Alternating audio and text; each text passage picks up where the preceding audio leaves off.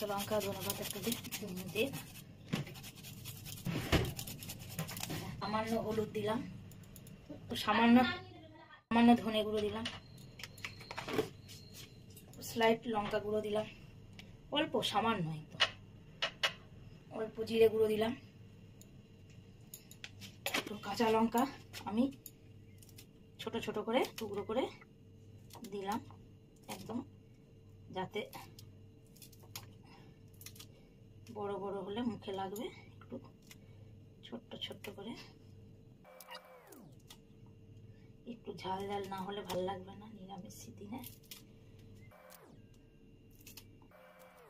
মানে একটু ধনে পাতা আমি এইভাবে কাঁচির মাধ্যমে দিলে ভালো ছোট্ট ছোট্ট হয়, মুখেও পড়লে ভালো লাগবে।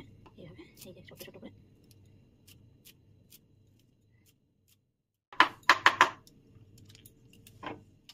তো সাবু, মেন হলো সাবু, এই সাবু দিলাম,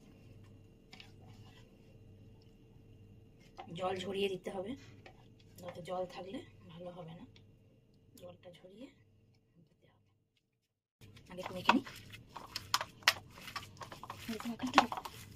হাতের মাধ্যমে না দিলে মাখলে ভালো হবে না। একটু বাদাম ভেজে এটাকে একটু একটু সামান্য চিনি দিলাম, একটু নুন,